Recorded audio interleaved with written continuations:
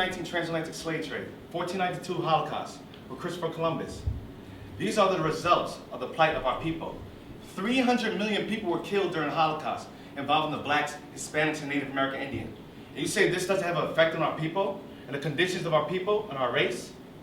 You say that in the school system. Why are the prison institutions filled up?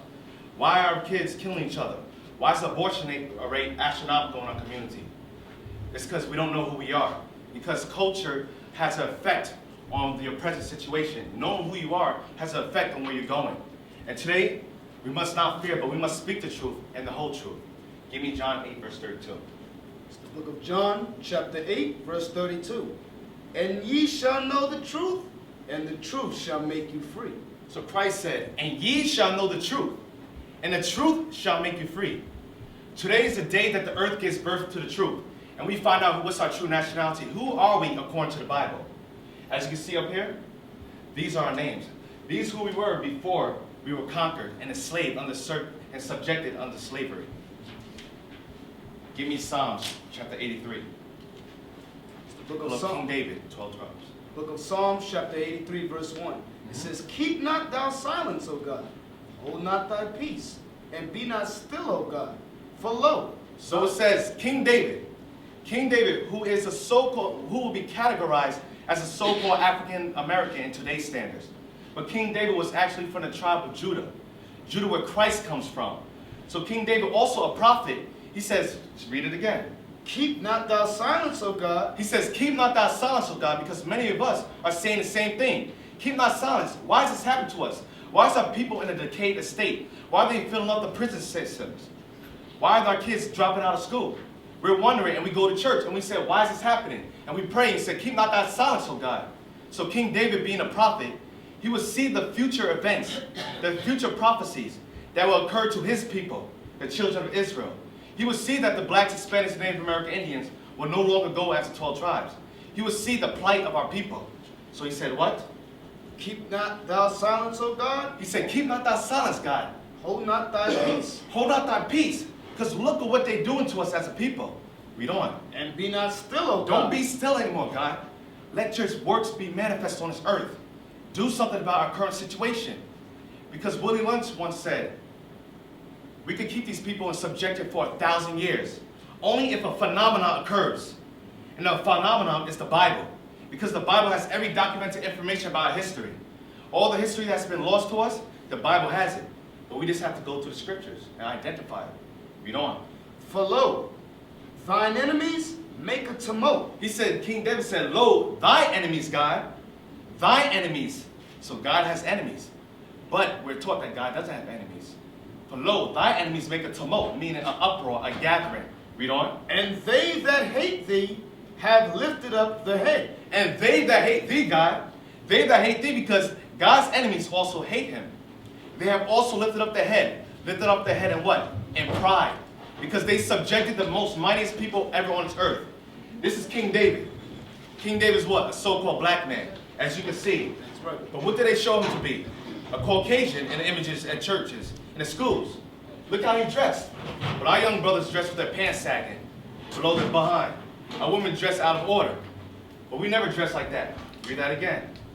For lo, thine enemies make a tumult. Thy enemies make a tumult, meaning an uproar, a gathering. Read on. And they that hate thee. And they that hate you, God, your enemies, do what? Have lifted up their head. Because they became prideful, because they were able to subjugate and lead and have under subjection the children of Israel. The kings, the most mightiest people to rule the earth at one point. Read on. They have taken crafty counsel against thy people. They have also taken what? Crafty counsel against thy people. Meaning they've taken a secretive counsel. What is a secretive counsel? Eugenics, Planned Parenthood.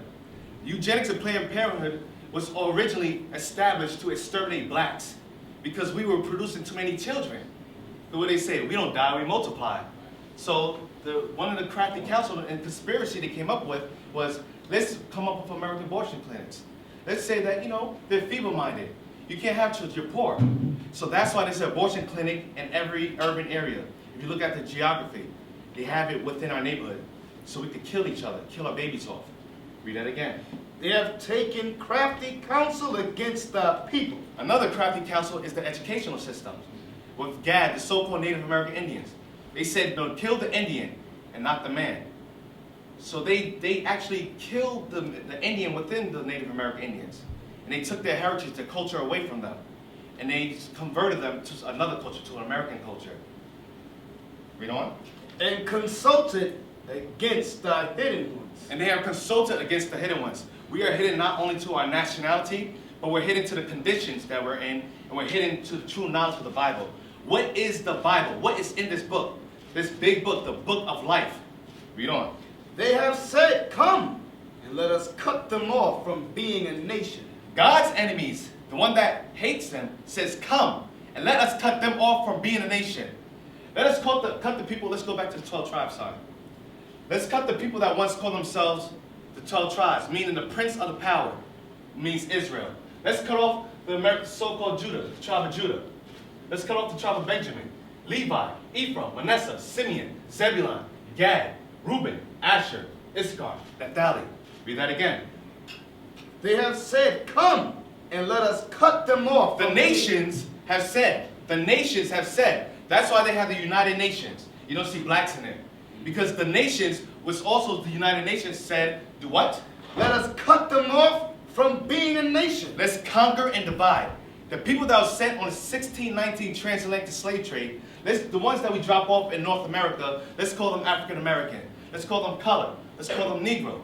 The ones dropped off in the West India Islands, let's call them Haitian. Let's call them Tobagan, Jamaican, Trinidadians. Let's call the ones dropped off in Haiti, let's call them Haitian. Even though we all came on the same slave ship. He said, let us do what? Let us cut them off from being a nation. Let us cut them off from being a nation. Let's conquer and divide.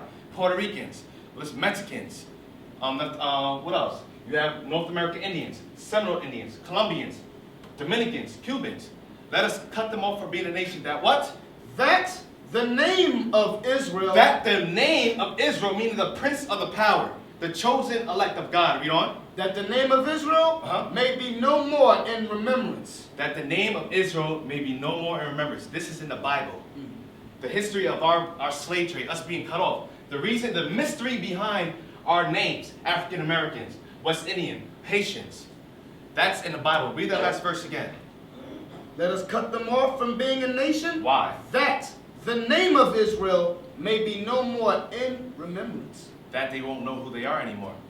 That's why we can't trace our history back from further than 1492 nor 1692 Transatlantic slave trade. That's the mystery behind our names being given, these names being given to us. Let's get Isaiah 65 verse 15.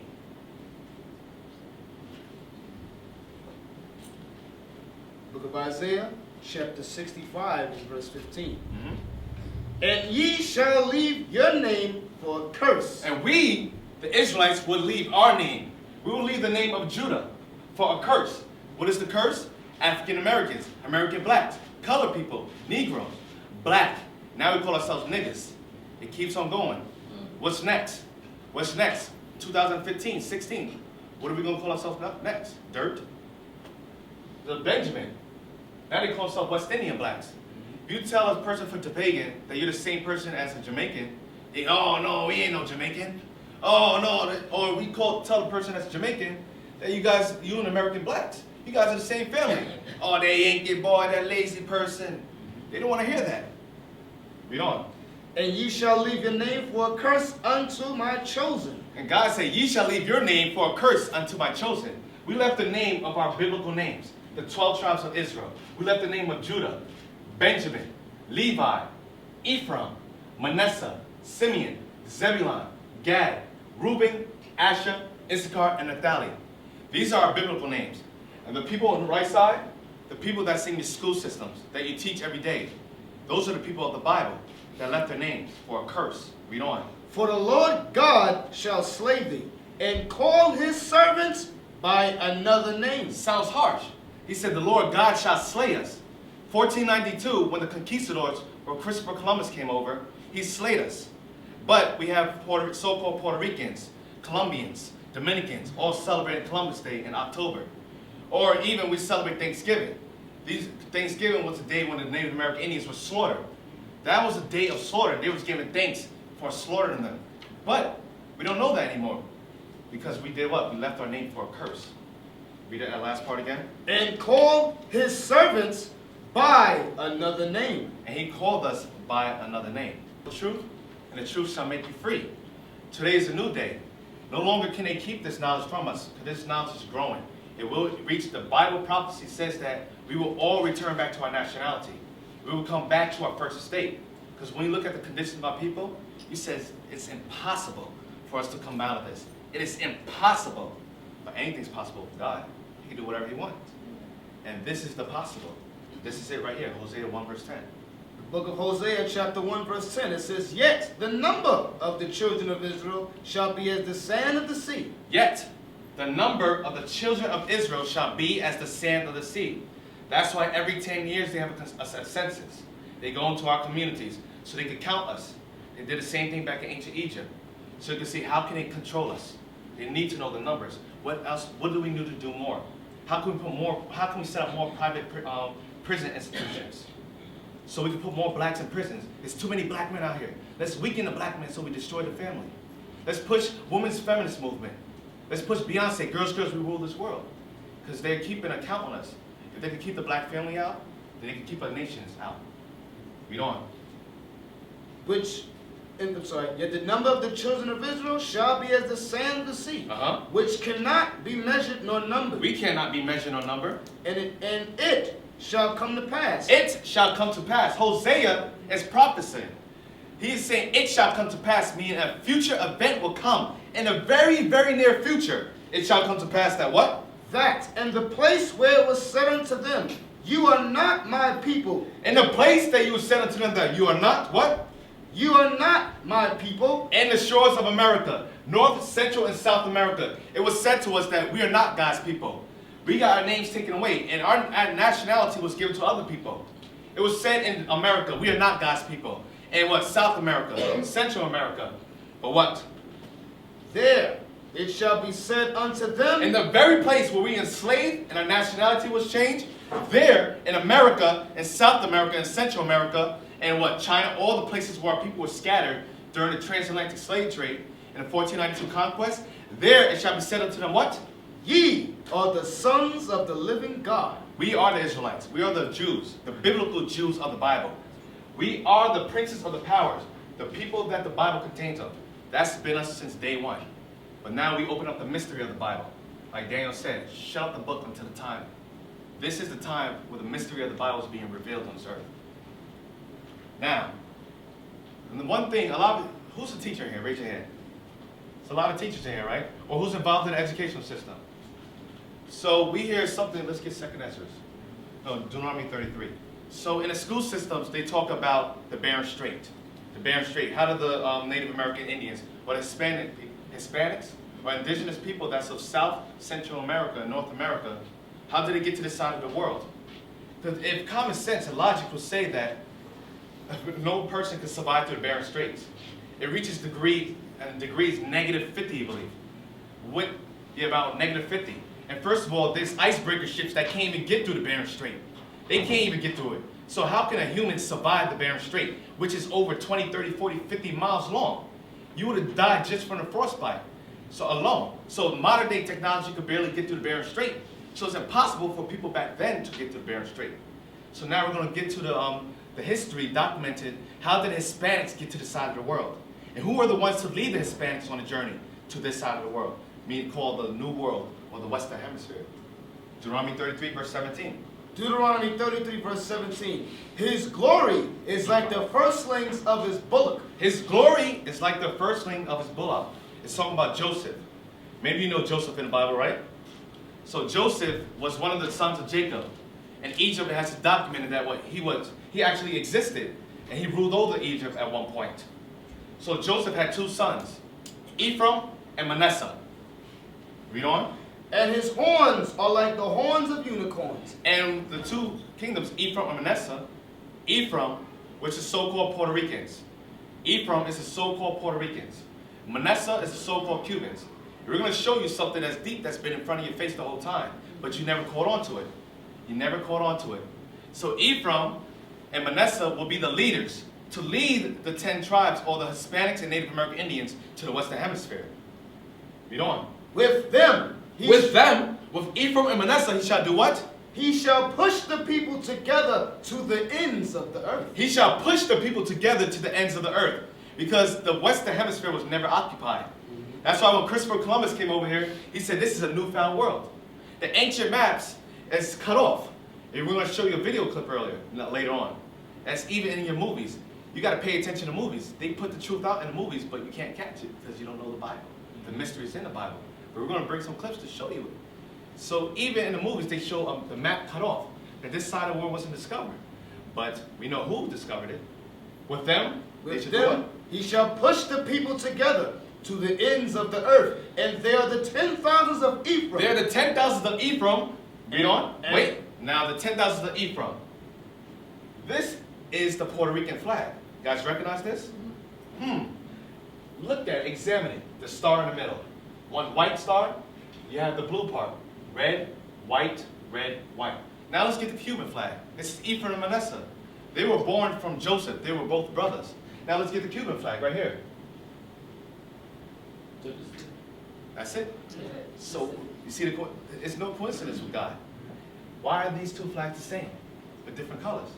Because those are the two brothers that came from Joseph, Ephraim and Manasseh. Everything's in front of us, but we have to decipher it. We got to be able to go into the information that's out there in the world and decipher it through the Bible and figure out, what is this? What does this mean? All right. Is that it? They are the 10,000s of Ephraim. They are the 10,000s of Ephraim, the so-called Puerto Ricans. And they are the thousands of Manasseh. And the so-called Cubans. The Cubans, the so-called Puerto Ricans, and so-called Cubans, which are the tribe of Ephraim and Manasseh, are the ones that led the journey to the Western Hemisphere. Now, we're going to get a book called the Apocrypha. Now, a lot of you probably don't notice anybody know what the Apocrypha is? No, right? You heard of it. Some of you heard of it, right? So the Apocrypha was once a part of the Bible. This is the original 1611 Bible. Protestant Christians removed it in the 1800s. We're going to see why they removed this. Because if you read the Old Testament, you will understand the New Testament. And in the New Testament, it talks about things like Gentiles, strangers. And we automatically think that Gentiles and strangers or heathens is talking about other nations, the ones that Paul was going to. But that's not true, because the Apocrypha bridges the gap. Because you have the Old Testament, you have the Assyrian captivity, which is the modern-day Kurdistanians. You have the Babylonian captivity, which is the Babylonians are the modern-day Ethiopians. Nebuchadnezzar came from that. You have the Persian Mede captivity. The modern Persian Medes are what? The Elamites, they're the Iranians. That's what Ahmadinejad is. You have the Persians, the East Indians. These are the people that were ruling during the Persian captivity. So that book, now after that, you have the Greeks. You have Alexander and the Greeks came out in power after that. Then after Alexander and the Greeks, you have the Romans. And the Romans begin the New Testament. So without even the New Testament, it talks about the Greeks. But without the Apocrypha, you would never know about it. You would never know why they were called Gentiles. But there's other information that's documented in the Apocrypha. Let's get the migration of the 10 tribes. 2nd Esdras, chapter 13, verse 40. Those are the 10 tribes which were carried away prisoners out of their own land. Okay. So let's go to the screen. Let's go back. Let's go under 10 tribes. Under here, right here. Let's see, is that it? Click it. Here. Nope, go back to 10 tribes. Here. Oh, okay, nope. Yep, right there. Yep, thank you. Read it. Those are the 10 tribes. Those are the 10 tribes. Now, can you pass me the... Thank you. So those are the 10 tribes. Starting from Ephraim, the head tribe.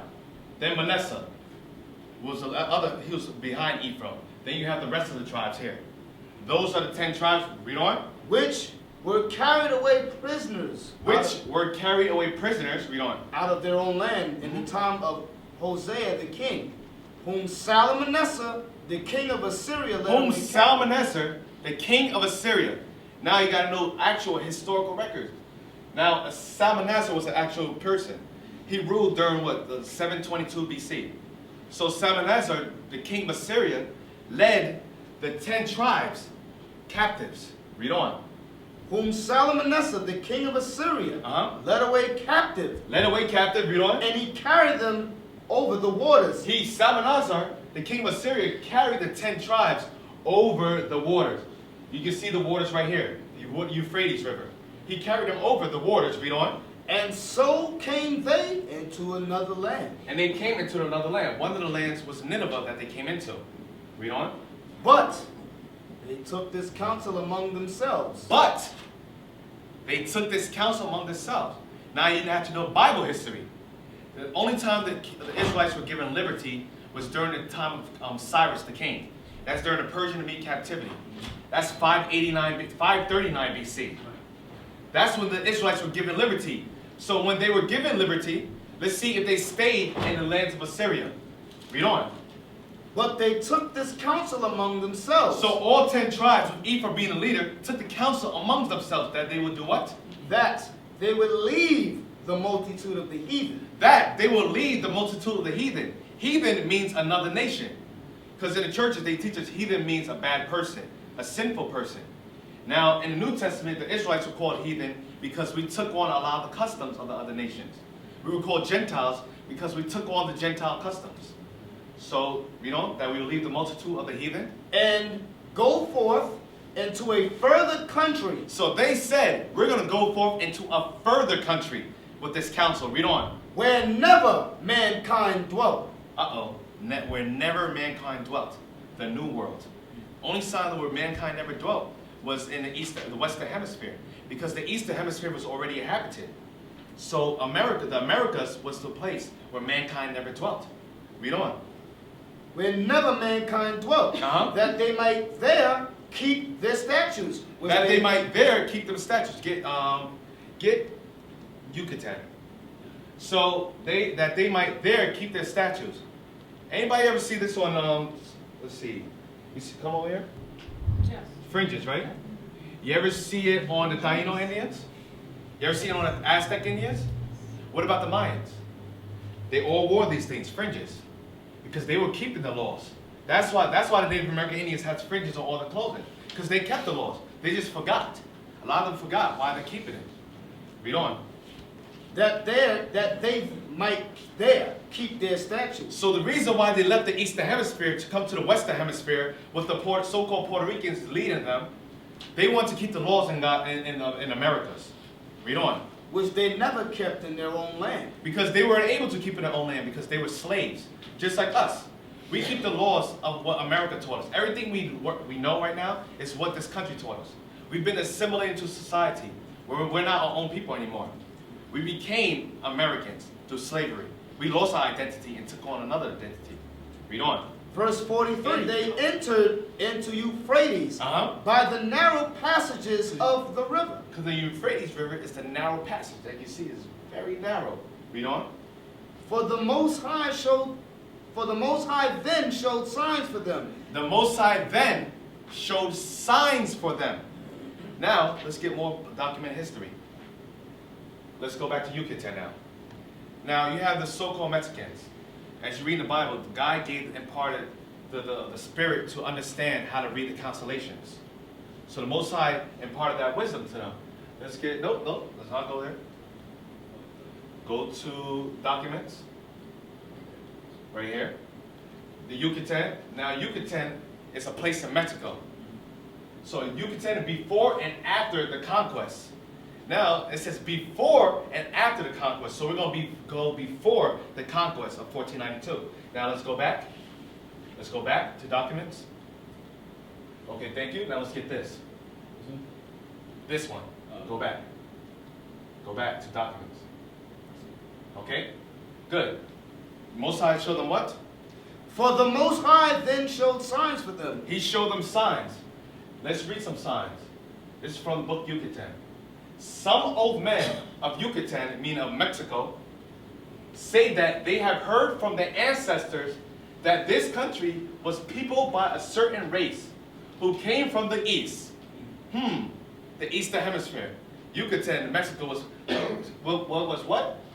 Some old men of Yucatan say that they have heard from the ancestor that this country was peopled by a certain race who came from the east. So the Mexicans are already telling you where they came from, the east. Whom God delivered by opening for them 12 roads through the sea. Read that again. This is in a book, and this is the Bible showing the correlation. Read it again. And they entered into Euphrates by the narrow passages of the river, for the Most High then showed signs for them. So the Most High showed them signs. God delivered by opening, I mean God showed them signs for them 12 roads. For the Most High then showed signs for them, and held still the flood till they were passed over. So Most High showed them signs. Now let's go back. Let's go back to documents. So it says Yucatan. Now let's prove what tribe these people from Yucatan were. Go to this. Now, it says, come down. He remained convinced that the most reasonable theory seems to be that they are descended from the 12 tribes, especially the tribe of Issachar. Now keep that in mind, the tribe of Issachar. This descent was indicated by many of the customs. So the tribe of Issachar, you could tell them who they were by their customs, their rites and ceremonies, common to the ancient Hebrews and modern Indians. The modern Indians and the tribe of Issachar were keeping the customs of the ancient Hebrews. Now let's go down. The Mexicans, the one that a lot of people look down on, the ones that are getting kicked out of this country, the Mexicans are originally of the 10 tribes. The Mexicans are originally of the 10 tribes. He was originally captured by Salmanassar during that time, the king of Assyria, which we read in the Bible. Right. And of the family of Issachar, whom the Indians recognized as their special ancestors. So the people calling them Indios, or indigenous people of the Americas, they knew who they were before they were conquered. And that's why they changed our name. The so-called Mexicans, the Aztecas, Indians, are actually from the tribe of Issachar. They are one of the biblical Israelites of the Bible. Now let's go back to the Bible. 2 Ezra 13, verse 45. For through that country there was a great way to go. For through that country to get to a place where mankind never dwelt, it was a great way to go. How long? Namely, of a year and a half. It took them a year and a half. A year and a half. Read on. And the same region is called Arsareth. In the same region that the 10 tribes, the Israelites took to come over to the side of the world, was called Arsareth. Now, let's get some more documented history. Jewish Encyclopedia. Arsareth, right there. This is on your internet. What is this information doing on the Jewish Encyclopedia? Because the people calling themselves Jews today don't look like us. They live in Israel right now. They they came from Poland during the time of Hitler. Where did they come from? They're not the Jews. They're converts. So they have in the Jewish Encyclopedia this information that they keep from our people, but they don't tell us this information. Why are they keeping this from us? That's part of the Crafty counsel, the conspiracy to keep black and Hispanics and Native American Indians on the bottom of society so we could be servants for the rest of our lives. Let's read that. Arsareth. As like this said in the Bible. Read that part of the Bible again. And the same region is called Arsareth. Arsareth, the name of the land beyond the great river, far away from the habitation of men, in which the 10 tribes of Israel will dwell, observing the laws of Moses until the time of restoration. According to 2nd Ezra, this says 4th Ezra because Ezra had books in the Bible as well. 2nd Ezra 13 verse 45. What verse did you read from? 2nd Ezra chapter 13 verse 45. And what does that say in 2nd Ezra 13 verse 45? For through that country there was a great way to go, namely of a year and a half. Read on. And the same region is called Arsareth. Arsareth, the name of the land beyond the great river, far away from the habitation of man, in which the 10 tribes of Israel will dwell, observing the laws of Moses. The 10 tribes of Israel will be observing the laws of Moses until the time of restoration. This is the time of restoration. meaning we're being restored back into our natural state. According to 2nd Ezra 13, verse 45. Columbus identified America with this land. Columbus read the Bible. How do you think Columbus came over here? Let's get the video clips.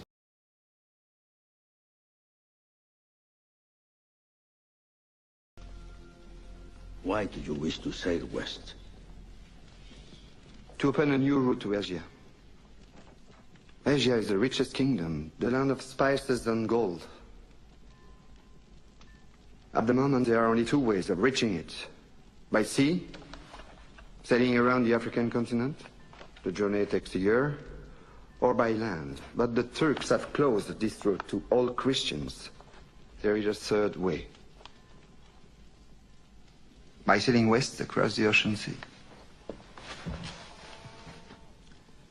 The distance is unknown. It's said to be infinite.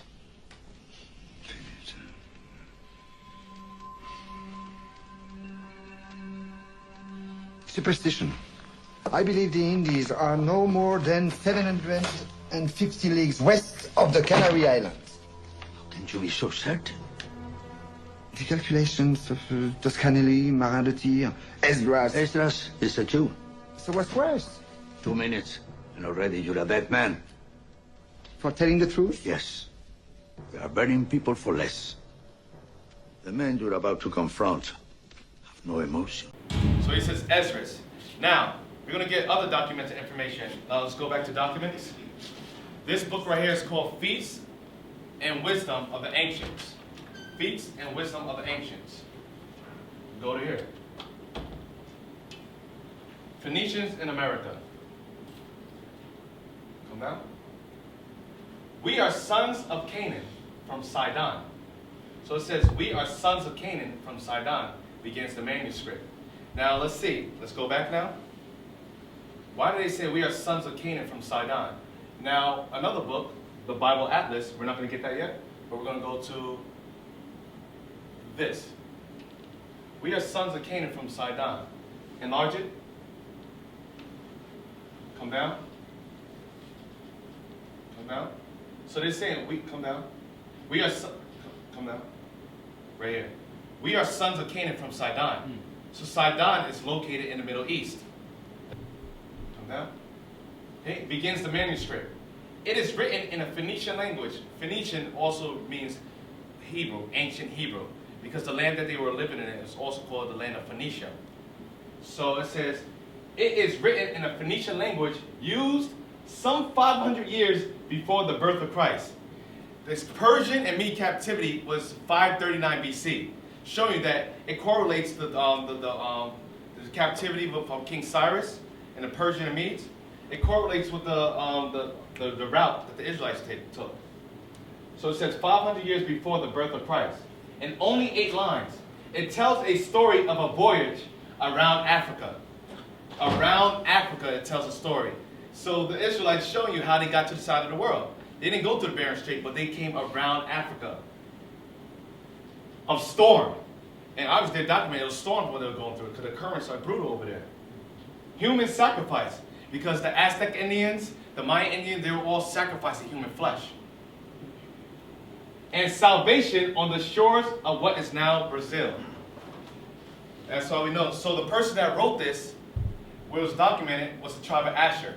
So anywhere from the tribe of Colombia to Uruguay. And one of the tribes within the tribe of Asher is the Brazilians.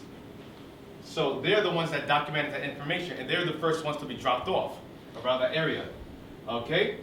Read on. So if it was indeed left by a Phoenician sailor, the text memorializes an ancient visit to the New World, long suspected by scholars. So that's the ancient visit found in Esdras. Let's go down here. So now Cyrus Gordon, an American scholar of Semitic languages, studied the text and declared it authentic. Now I'm going to jump down to here. Similarities between the inscriptions and ancient Hebrew. So why is ancient Hebrew found in Brazil? Because they all spoke Hebrew. Ancient Hebrew, once considered evidence of deceit, it was once considered evidence of deceit, has since been documented as normal among Phoenicians, a people who mixed readily with a number of other cultures. Because the Israelites, when they lived in the land of Assyria, when they were taken captives, they mixed around with them. That's why the Native American Indians had those features. They had the straight hair. Some of them have big nose. Some of them look like the islanders or Hawaiians, because the Hawaiians, they come from the tribe of Japheth. They come from the son of Noah, Japheth. Or even you have other people that come from the Japheth. And that's why the Israelites look like that. And the Medes, yes, the Medes. Okay? So let's go back. So now, while on this side of the world, what was happening on the other side of the world?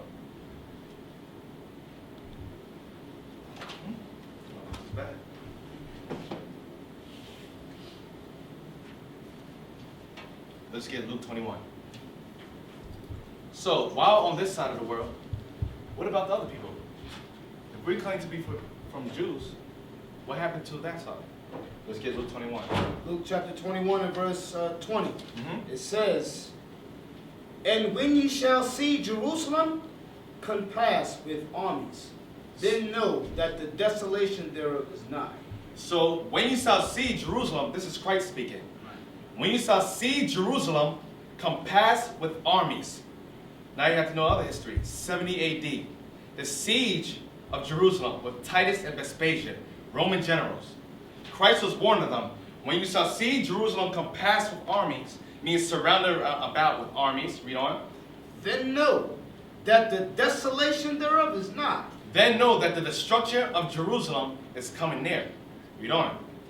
"Then let them which are in Judea flee to the mountains." Then let them which are in Judea, meaning Jerusalem, flee into the mountains. Now let's see, what mountains did the Israelites flee to? Now give me Matthew 2 verse 13. Because we must also follow Christ. The Israelites followed Christ. So what did Christ do when he was young? Matthew chapter 2 and verse 13. Uh-huh. "And when they were departed, behold, the angel of the Lord appeared to Joseph in a dream, saying, Arise, and take the young child and his mother, and flee into Egypt." Take the young child and his mother and flee into Egypt. Because Egypt is connected to Israel. They're congruent to each other. So why would the angel tell Christ to flee into the other opposite end? Because Herod, he was a Roman. He was so-called Caucasian. And they occupied all the lands around about it. So the closest place for him to go is into Egypt. Why another reason Egypt? Let's get the image of Christ. Because we know the ancient Egyptians were black people. So why would a Caucasian flee amongst black people? Christ and them fled into Egypt to blend in. So you could blend in with the other Egyptians. Flee into Egypt. Read on. "And be thou there until I bring thee word. For Herod will seek the young child to destroy him." So Herod will seek the young child to destroy him. So the same instruction that was given to Christ when he was young, the same instruction Christ is given to the other Israelites. Read on. Now Luke 21. Luke 21 verse 20. Then 21. "Then let them which are in Judea flee to the mountains." Flee to the mountains. Flee into Egypt, Africa. Read on. "And let them which are in the midst of it depart out." And let them that are in the midst of Judea depart out. Don't come back into it, because the Roman armies are coming to conquer and destroy. Read on. "And let not them that are in the countries enter thereinto. Read on. For these be the days of vengeance." These be the days of vengeance, because Christ is warning them.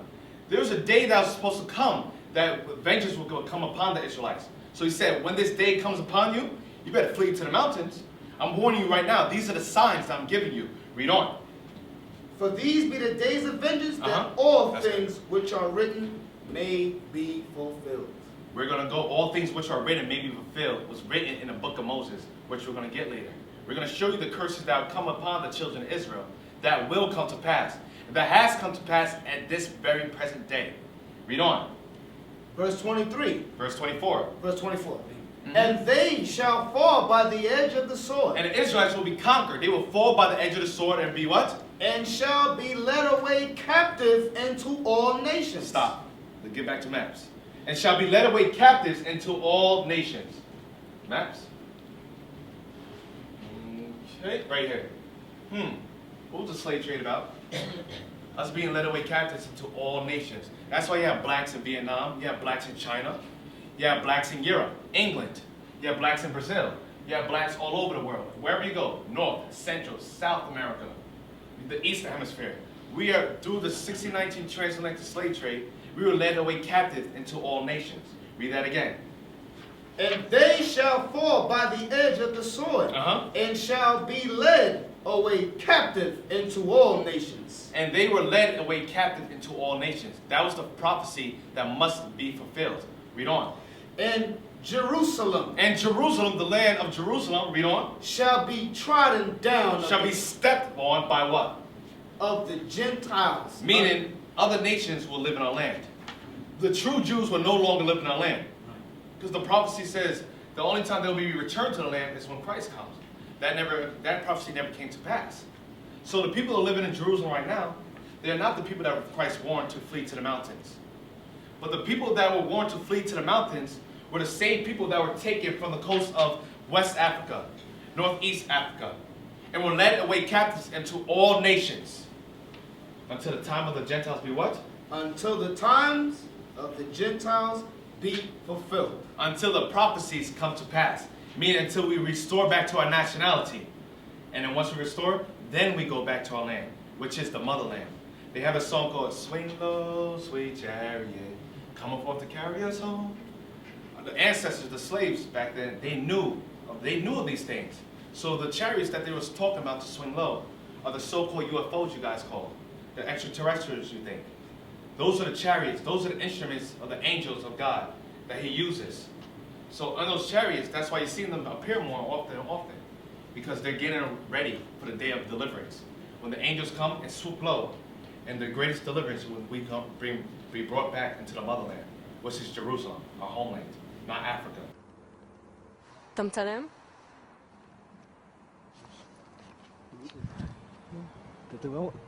אתה רואה? אני רואה, מה זה? תגיד, שתים יותר מדי? לא, לא. לא, לא, כולנו רואים את זה. מה זה? 5 עיניים. שיו! יואו! רוט, בלין. מה מה זה? זה, אמא? מה זה, ראית? יואו בנברות. ראית את זה? Yeah.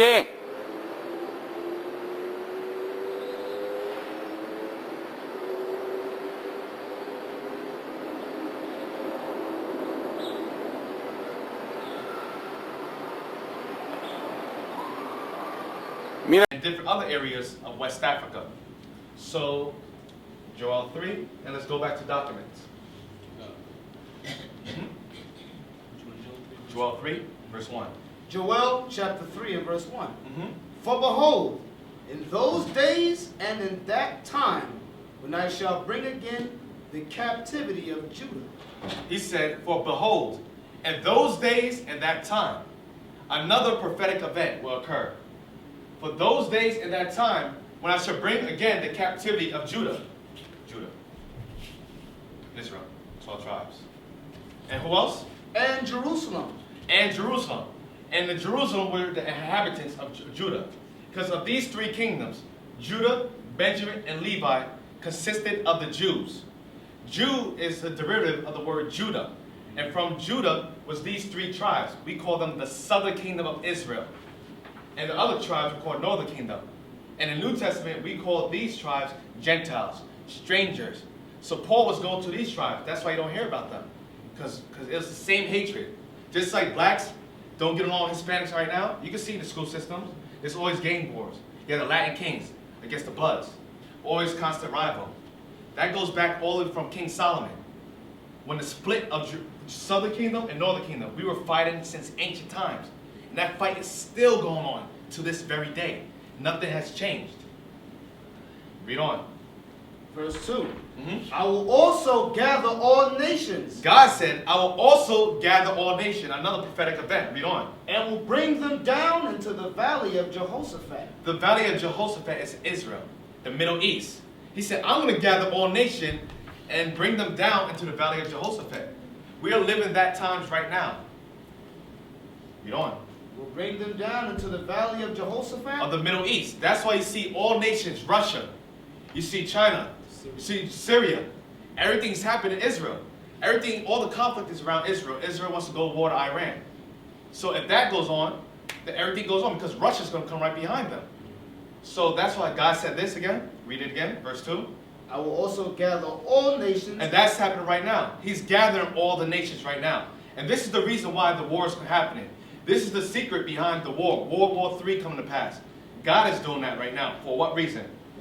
And will bring them down with them there for my people and for my heritage, Israel. And for his heritage, Israel. He's not going to say please. He's God. God doesn't plead. So the war is going to break off for his heritage, Israel. Read on. Whom they have scattered among the nations. Uh-oh. Whom they have what? Scattered among the nations. The Third World War is happening because the other nations scattered us among the nations during slavery. Read on. Will scatter among the nations and parted my land. And parted my land. What happened a couple of years ago? You had Palestine, the Palestinians, and the Israelis. They parted the land. That happened in the United Nations. God's showing the prophetic event that happened a couple of years ago. Because they divided the land between Israelis and Palestine. That's why the war is going on right now. Because they parted the land. That was a prophecy that had to be fulfilled. That you saw for your very own eyes. And it's in the Bible. But you must go into the Bible to understand what it's talking about. Read on. And they have cast lots for my people. And they have also cast lots for my people. Let's go back to documents. Thank you. Read that again. And they have cast lots for my people. So, 25, 45, 65, 69, so to Master Charleston in Virginia. So, they have cast lots for my people. They have offered them on slave auction block. So, to Master Charleston in Virginia. So, one nigga. That's what they did. They cast lots for God's people. Read on. They have cast lots for my people, and have given a boy for an harlot. And they have given a boy for a harlot. Slave breeders, so they can produce more big and strong slaves. What's the movie called? Uncle Tom. Uncle Tom. They show that in Uncle Tom. Everybody see Uncle Tom in here? Uncle Tom. Farewell, Uncle Tom. You see that movie? They had the biggest slave breeding with other slave women to breed more big slaves because good economics. That's what the bigger they are, the more work they could do. So they have given a what for a harlot? A boy for an harlot. And they given a boy for a harlot, so he could be a breeder and produce more slaves. Read on. And sold a girl for wine. We all know the history books. For the historians in here, our women were sold for wine. They were sold for wine, and they participated in parties and orgies with them, the slave master. This is true. I can't hold anything back, but I must speak the truth and nothing but the truth. And this is what they did. They raped our women when they were sold for wine. Read on. That they might drink. Yea. And what have ye to do with me, O Tyre and Zidon? And yea, what have ye to do with me, O Tyre and Zidon? Tyre and Zidon. Now let's go back to documents. And yea, what have you to do with me, O Tyre and Zidon? When you examine the scriptures, Tyre and Zidon came from the forefather Ham. Ham was a forefather of the African races. Let's get that in the Bible dictionary. And you can also go back. Yep. Go to albums. Go to documents. Up here. Yep. Right here. So I'm going to show you that. Enlarge this. Come up. So it says, so this is from the Compact Bible Dictionary. Even in books like this, they hide information from you guys. So the Compact Bible Dictionary with Ham. Ham, the youngest son of Noah, born probably about 96 years before the flood, and one of 8 persons to live through the flood. He became the progenitor of the dark races. So it said Ham became the forefather of the dark races. Now we know that Ham wasn't the only dark race because you have Shem and Japheth. Because Genesis, everybody was black. The first Caucasian on this earth was through the forefather Esau. I'm not sure if you guys ever heard of him, but that was the first Caucasian ever to come out on this earth. And he came to 2 black people, Isaac and Rebekah. Because black people, as you can see through science, black people could produce white children. So those are the 2 parents that had the Caucasian race. So it says, the youngest son of Noah, born probably about 96 years before the flood, and one of 8 persons to live through the flood, became the progenitor of the dark races, not the Negroes. Why would they say not the Negroes if we're dark people? They claim that we're Africans, but why would they distinguish the two people? But the Egyptians, because a lot of Negroes like to identify themselves with ancient Egypt, with Kemet. They said we were with Ramses, Queen Hatshepsut, Nefertiti, King Tut. We identify with all these people, but even the scholars say, you guys are not them, not the Negro, a separation. Ethiopians. Some of us like to identify ourselves with Ethiopians, but they says, no, you're not them. Libyans. Not the Libyans in Libya right now, because those are the Arabs. The other ancient Libyans were Africans. And Canaanites. And the Canaanites were South Africans. So he's showing a distinguish between the Negroes, the people calling themselves Negroes in America, and the people in the continent of Africa. They're Hamitic, meaning they come from the forefather Ham. We come from the forefather Shem. We're Shemitic. And through Shem, we come through Abraham. Through Abraham, we come through Isaac. Through Isaac was Jacob. To Jacob, you have blacks, Hispanics, and Native American Indians. The 12 tribes of Israel. And that's where our lineage follows through. So let's go back to Joel 3. And let's go back to documents. Go back. Yep. Okay, let's pull up this now. Read it. Joel 3 and verse 4. Uh-huh. Yea, what have ye to do with me, O Tyre and Zidon? And what have you to do with me, O Tyre and Zidon? Tyre and Zidon were African nations. They came from Ham. They were Hamitic. Read on. And all the coast of Palestine. And all the coast of Palestine. Who are the Palestinians? The Arabs. What era did this occur? The trans-Saharan slave trade. Let's see what he's talking about. And all the coast of Palestine. Mm-hmm. Will you render me a recompense? Uh-huh. And if you recompense me, swiftly and speedily will I return your recompense upon your own head. It says, and all the coast of Palestine. Now let's get history.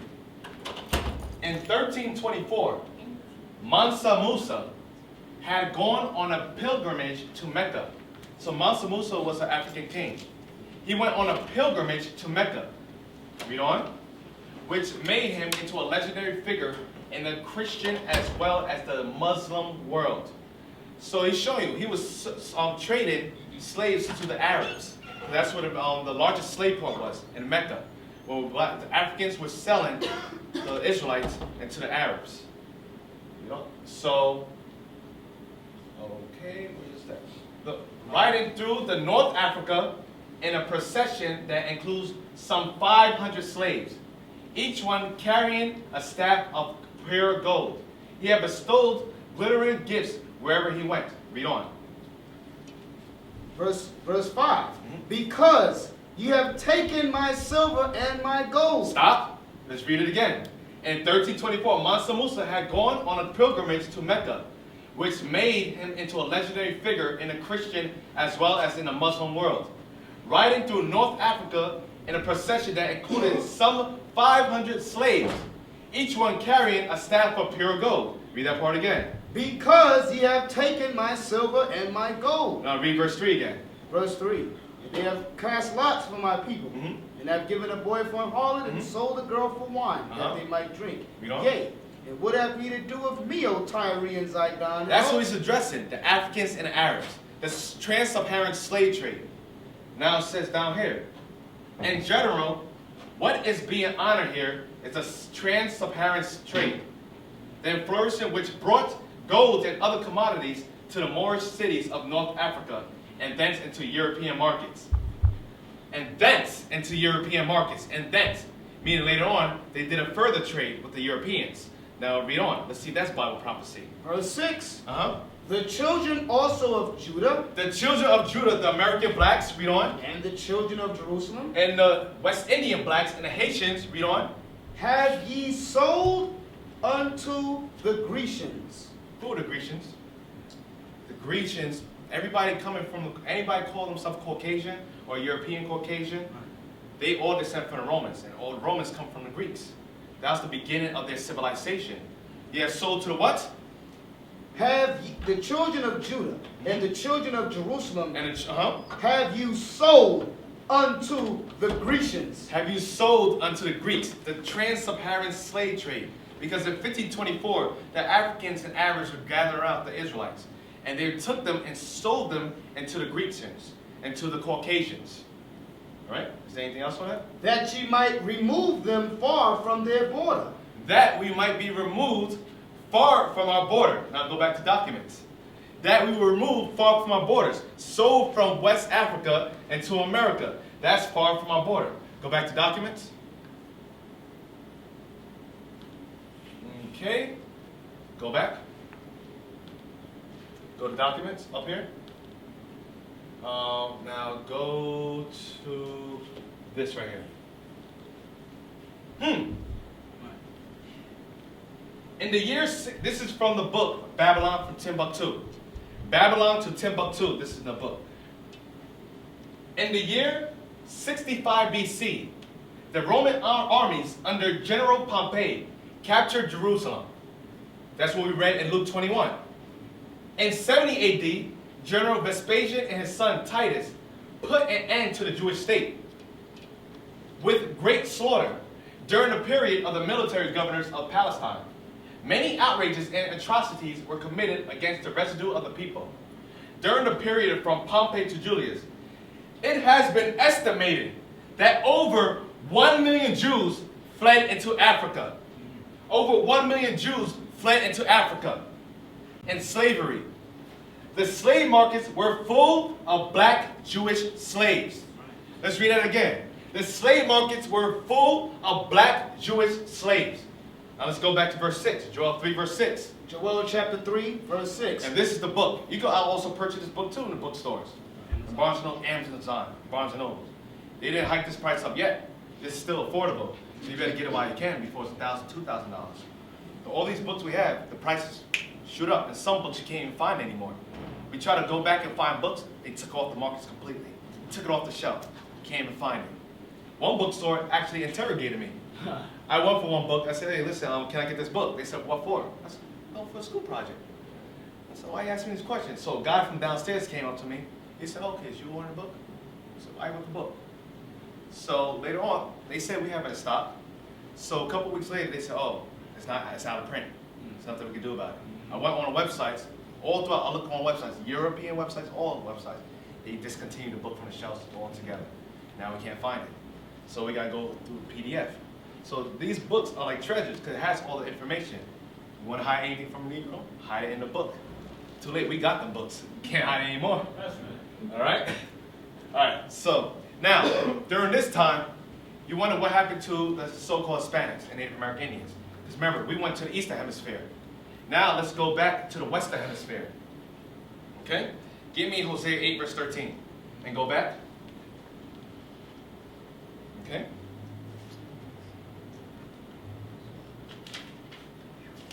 Hosea 8, verse 13, and get me American Holocaust. Oh, I'll tell you in a second. Hosea chapter 8, verse 13.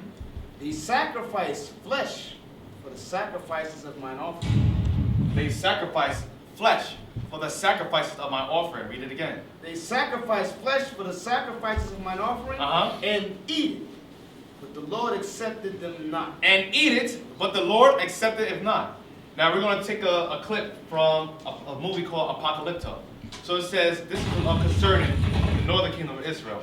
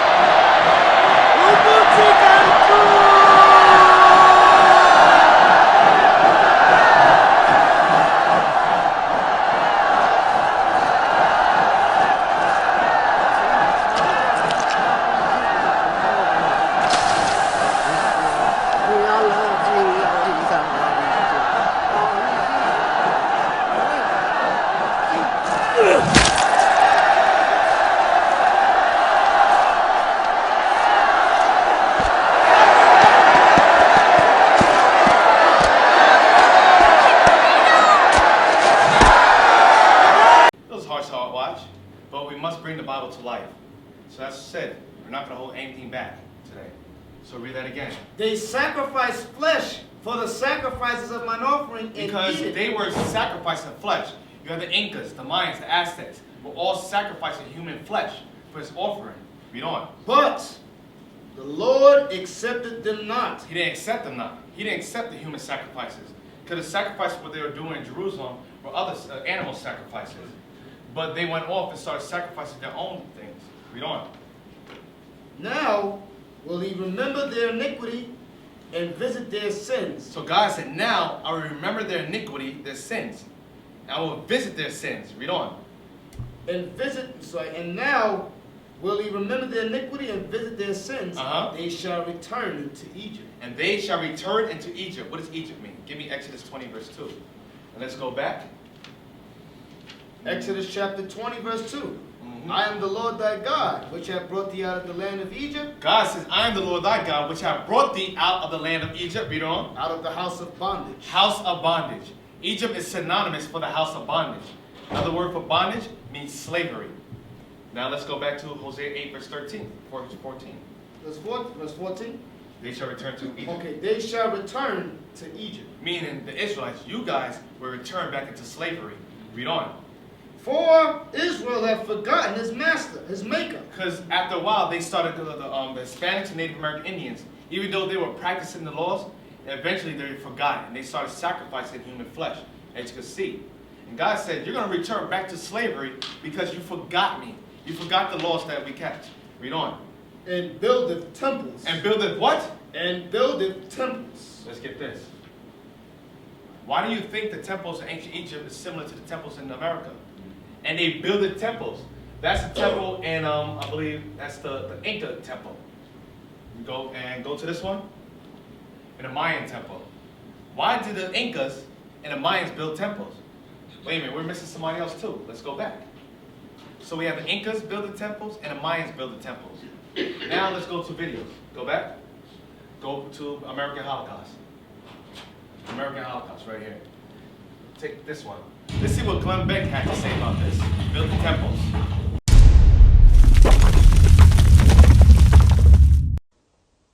Is made up of 606 feet, 606 feet, 606 feet, 606 feet. 606. It's made up of stades, exactly the same. Now, if that's not interesting enough, look at the angle of the Great Pyramid of Giza. If you take the angle of the Great Pyramid of Giza, the slope is 51.8 degrees. Let's go back to the earthworks. If you measure the line that goes straight through the center of the structure, right here, and then you go true north, it's 51.8 degrees. That angle is exactly the same angle as the pyramids of Giza. It is the same math, the same calculations as ancient Egyptians. Let me show you one more connection. In 1860, David Wyrick, he's a guy who surveyed the Newark earthworks. He was digging into a mound near those earthworks, and he found a wooden coffin made of oak. They opened up the coffin and found a skeleton of a man holding a little box that was about 8.10 inches in size. The box had been cemented shut here. This, by the way, is sitting in Ohio. Well, he opened up the box and he found a little man inside, a little black stone. They took it to scholars and they looked at it. The man seems to be carrying something, and there's writing here at first they couldn't recognize. The writing is, they thought in 1860, some sort of Hebrew. Well, finally, about 20 years later, they found some rabbis living in the area, and the rabbis looked at that, and they could read it. They said it was an old kind of block Hebrew, and it was a rendition of the Ten Commandments. Now, this is another piece. Block Hebrew, they said they'd never seen anything like it. Mainstream archaeologists at the time called this a hoax. But then in 1900, or just about after 1900, in Israel, they found the same block-style Hebrew writing. Mainstream archaeologists still dismiss the findings. They found it in Israel, and they found it in Ohio. But there was another stone that they found that they couldn't argue. This is the Bat Creek stone. It was found during the course of an official Smithsonian evacuation. The Smithsonian didn't understand the meaning of the writing on the stone. They thought it was Cherokee, since it came from Cherokee country. They didn't realize that it's actually Hebrew. They had published this originally upside down. They threw it in a box at the bottom of the Smithsonian, put it in the basement. Many years later, a scholar took it out of the box, looked at it, and went, oh my gosh, it's upside down. It's Phoenician, ancient Hebrew. So what's going on here? What is that about? Where is that history? I'll show you in a few minutes, and we're going to have... Mexico and Peru. It's the same temples as built in ancient Egypt, because what? The Israelites that were delivered out of the land of Egypt with Moses, they are the same people in the Americas that built those temples. So and even Glenn Beck confirmed it. So all this information out here, these are the Hebrews, these are the Israelites, and came from the eastern side of the hemisphere. Now, we read before that the southern kingdom, the Jews, were taken to captivity, to the Caucasians. And then we have the northern kingdom, the Hispanics. He said, you shall return into Egypt. Let's get Deuteronomy 28. What you gonna know about Deuteronomy 28? What we're gonna go over right now? It is the slave trade, word for word. Word for word. Every word documented on Deuteronomy 28 is the slave trade. Let's get it. Deuteronomy chapter 28, verse 15. It says, but it shall come to pass. But it shall come to pass, meaning a future and prophetic event will occur. Read on. If thou wilt not hearken unto the voice of the Lord thy God. If that we didn't listen to God's voice, which is what? To observe, to do all his commandments, and his statutes which I command thee this day. Because the voice of God was his commandments, the laws. The laws made our heritage. It separated us from everybody else. Just like you have Arabs, they have customs that they keep. You have Chinese people have customs that they keep. You have Africans that have customs that they keep. Every nation has their own customs. Our laws identify us with who we were, the Israelites. And when our laws were taken away from us, we no longer became the Israelites. We became African Americans. So our laws are the ones that empowered us as a people. Read on. That all these curses. That all these curses shall do what? Shall come upon thee. And curses will come upon the children of Israel and do what? Upon thee and overtake thee. And the curses will come upon us because we didn't keep God's laws, and it will overtake us as a people. Verse 16. Cursed shalt thou be in the city. He said, curse. One curse is you're going to be cursed in the cities. Look at every major city in America, Europe, throughout the whole world. You find blacks and Hispanics in the ghettos. We're cursed in the cities. Why is it that when you go in a black neighborhood, you see gum on the floor? You go to the elevator, you smell pee in the elevator. You see crack needles. You see a gun shop and a liquor store right next to each other. We are in Section 8, welfare. He said, cursed shall you be in the city, all in our communities. Cursed shall thou be in the city. He's saying what's going to happen because we don't want to keep his laws and follow his commandments. He said, this is going to be your demise. You don't want to listen? Fine. I gave you everything. I can always take everything away from you. Read on. And cursed shalt thou be in the field. Cursed shall thou be in the field. Let's get this image. We were cursed in the field during the time of slavery. We were cursed to pick cotton. These are actual images taken from slavery on a cotton field. Actually on the field. You can see it's all cotton. Go to the next image.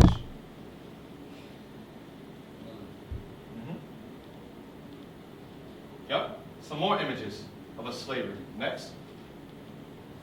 You see? Cursed shall we be in the field. Read on.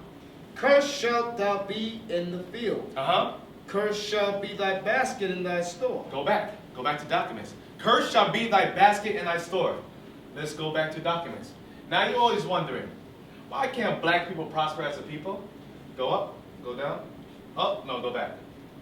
Go back to slavery. Nope, go back. Go back to Deuteronomy 28. Cursed shall thy basket in thy store. Get that. Why is it that blacks and Hispanics, blacks alone, we generate $1.1 trillion. We have estimated to generate $1.1 trillion a year. You got Hispanics, $1.2 trillion a year. If they said if we were to use our money wisely, we would be the 8th and the 9th powerful nation in the whole world. The 8th and the 9th powerful nation in the whole world. But why can't we prosper? Why are we always asking for Section 8, welfare? But we have so much money within our community. God says, cursed shall I be thy basket and thy stores. Because you look at this. They even mock us. Black consumers, white businesses, Asian businesses, others. Where's the black business? Now look in your community. Look in the community of Englewood alone. Where's our stores? Where's our stores? You can see a chicken spot on every corner. Somebody that just came from another country all out of nowhere, they get a loan. They get a loan and they can open up a store, but we can't get a loan. Cursed shall be thy basket and thy store. Right. There's 5, 6 different Chinese restaurants in our community. You have all these different restaurants. And you tell me a black store can't be owned? And the black stores that were owned in Englewood, as you guys know, the rent was raised. And they all got pushed out. We have family friends that we know of that stores got pushed out. And they say black people don't support each other because we don't apply the laws towards each other. As long as we don't apply the laws, we will never support each other. Not in our mindset. So God said, you don't want to keep my laws? These are the curses going to come upon you. Every nation is going to prosper above you. Our communities is a gold mine, and that's why everybody comes to our community. Because they know that they're going to prosper. The wheat business, it's a $1 billion business. They prosper off of us. Cursed shall be thy basket and thy store. Read on. Verse 17. Cursed shall be thy basket and thy store. Verse 27. Mm-hmm. Verse 27. The Lord will smite thee with the botch of Egypt, and with the emeralds, and with the scab, and with the itch, wherewith thou cannot be healed. And so those are other curses that came upon us. You have the measles, and you have smallpox, the Native American Indians. That's smallpox. That was one of the curses that would come upon the natives. All right, read on. Verse 30. Verse 30. It says, Thou shalt betroth the wife. We will betroth the wife. Read on. And another man shall lie with her. Because in slavery, what did they do to our women? They took our women and they raped them. We had wives that was promised to us, and another man lied with them. Read on. Thou shalt build an house, and thou shalt not dwell therein. And we built America. We built the White House. Benjamin Banneker himself designed the White House, and slaves built it. Then he called it the White House to mock us. But he says, thou shalt build a house, and another man shall dwell in it. I'll go back to the top verse again. Thou shalt betroth the wife, and another man shall lie with her. Now thou shalt betroth a wife, and another man shall lie with her. Give me Hosea 7 verse 8. Now you wonder, why the Hispanics? Why the Hispanics different colors? Because a lot of people say that the people calling themselves Hispanic today are Latinos. A lot of them are descendants of Spain because of their colors. A lot of them have a light, they don't have any pigmentations in them. But God's showing you the mystery behind it. Because what? He said, you shall betroth a wife, and another man shall lie with them. So a lot of people, the Hispanics, were raped. Or even the women just were given to them. So, Hosea 7 verse 8. Ephraim, he have mixed himself among the people. Ephraim, northern kingdom, have mixed himself among the people. Have mixed himself among the Spaniards. That's why he had the term mestizos come from. They were called mixed. Read on. Ephraim is a cake not turned. Ephraim, meaning Hispanics, will be a cake not turned. Some are dark skinned. And you see the Puerto Ricans, they're very dark. You see so-called Mexicans, they're very dark. You see Cubans, they're very dark. But you see the other ones are very light. So you say Ephraim is a cake not turned. Ephraim is a cake not turned. One is dark, one is light. Read on. Ephraim is a cake not turned. Strangers have devoured his strength. The conquistadors have devoured the so-called Spanish, the Israelites' strength. They took the knowledge from them. They took the identity, the nationality. They took the laws away from them. Read on. In the end, he knoweth it not. Now you know the majority of the Hispanics, even in the educational system, they never knew that there was a slavery. They don't know who they are. And teachers in here could bear witness in it. Teachers, doctors, lawyers, businessmen, politicians. We all see the Hispanics. They have no clue who they are anymore. They don't know that they were in slavery. And they always say, oh, you Negroes were slaves. You Negroes, we have nothing to do with you. We're Spaniards. God says, no. Just because you're light-skinned doesn't mean you're Spaniards. He said, you just mix yourself amongst the people. Read on. Strangers have devoured his strength, yet and he knoweth it not. Yea, Gray hairs are here and they're upon him. And yet gray hairs are here and upon them, meaning they get old. And read on. Yet he knoweth it not. Even when they're old, they don't know their nationality. They don't know their history. Now give me Hosea 9 verse 13. Now, because even though they mix themselves amongst the people, many people might say, okay, then they must be Spaniards. You must need further proof. Now let's go back to documents. And go here. Okay. Read right here. Hosea 9 verse 13. What did God do to prevent that from happening? To prevent the people that are light-skinned from becoming Spaniards. Read on. Come down. Hosea 9 and verse 13. Mhm. Ephraim, as I saw Tyrus, is planted in a pleasant place. But Ephraim shall bring forth his children to the murderer.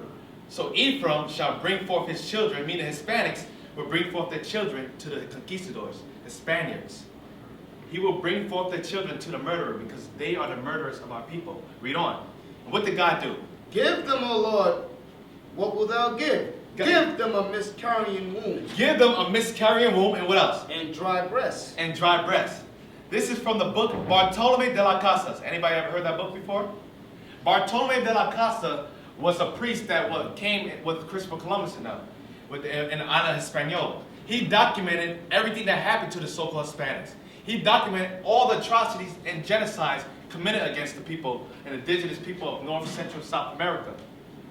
So read that last part again, and let's see what was documented in his book. Give them a miscarrying womb and a dry breast. And dry breasts. Let's read the book.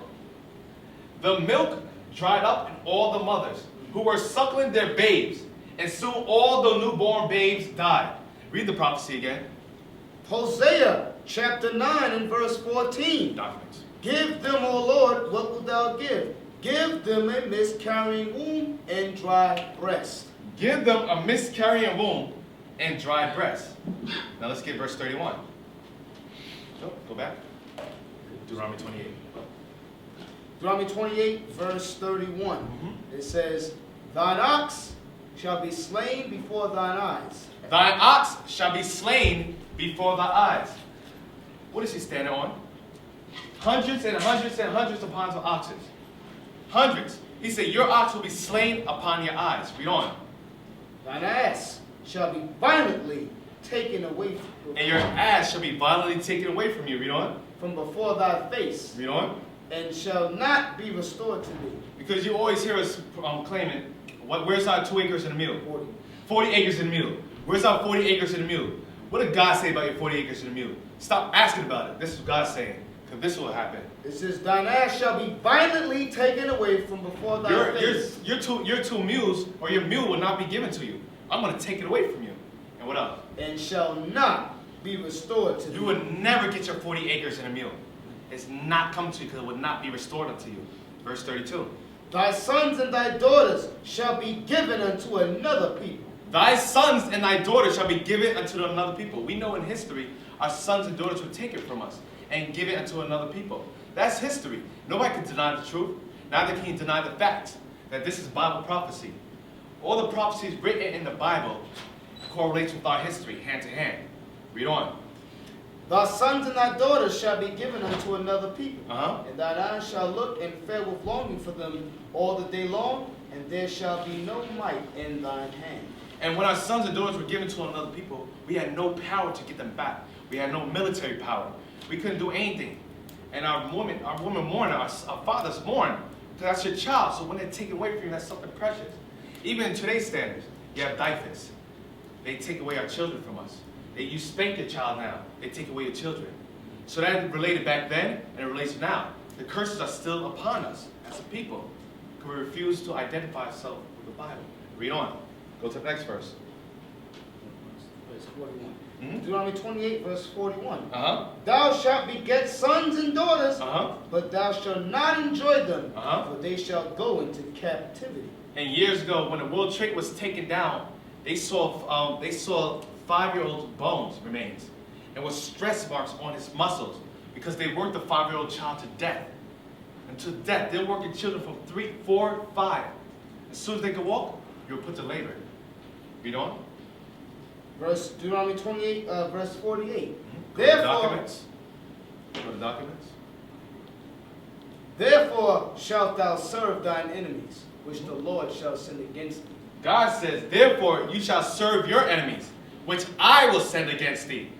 In hunger, In hunger we have to serve our enemies, read on. and in thirst, And in thirst you have to serve your enemies. Any food you want, you got to go to your enemies. In thirst, we don't own the reservoirs. We don't own the Dasani's, the Polar Springs. We don't control the water. If you don't pay your water bill, they take it off. They turn it off. We got to pay for something that's free. Not even rainwater. They're taxing, you're not even allowed to collect rainwater. Something that comes from the skies. Read on. and in nakedness, And in nakedness, you have to serve your enemies. We don't own any raw textile companies. We got to go to the other nations for that. Read on. and in want of all things, And if anything we want, a marriage license, a birth certificate, a car license, a driver's license, education. You want to learn about God, religion, anything you want, you got to go to the other nations. That's the curse, because we're supposed to come amongst each other and rely on each other. That's how nations set up. You can go to every culture. They all look out for themselves. Every culture you look at, everybody takes care of themselves. They work together as a community. But when it comes to us, we have no love for each other. We can't take care of each other because the curses are upon us. Read on. and he shall put a yoke of iron upon thy neck, And he shall do what? Deuteronomy 28. and he shall put a yoke of iron upon thy neck. And he, the nations, the enemy, shall put a yoke of iron upon thy neck. Bible prophecy that this will occur. A yoke of iron was put upon our neck. As you can see, not only the blacks had yokes of irons upon their necks, but Hispanics had yokes of irons too. Go back to Deuteronomy 28. Let's get some more. Go up. Yep, you see? The Native American Indians, indigenous people. They also have yokes of irons upon their neck as well. So that prophecy happened to both kingdoms. The blacks and Hispanics have yokes of irons upon their neck. Bible prophecy. Read on. And he shall put a yoke of iron upon thy neck, Mhm. until he have destroyed thee. Just like a dog. You put a leash upon him, so what? He will obey all your commands. For many years, brothers and sisters have inquired of us about the haters of Israel United in Christ.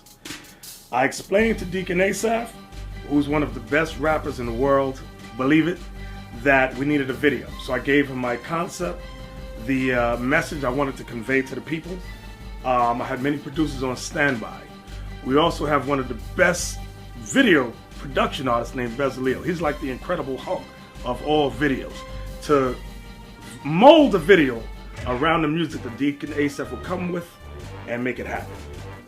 How many times must we check these fools, correct these fools, dissect these fools? They still running their mouth, that's why nobody don't respect these fools. I heard the song, I loved it, and they made it happen. I wanted to deal with the scoffers first, because there are many haters against the Bible, against God, against Israel United in Christ. And I want all you at home, brothers and sisters, to understand that the primary focus of Israel United in Christ is to teach you your nationality, the laws, statutes, and commandments of the Most High God.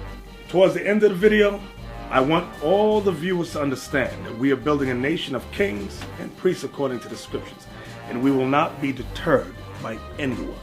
And our wives and our children, if you ain't rolling with us, better get up out the way, cause the God that we walking with is not the one to play.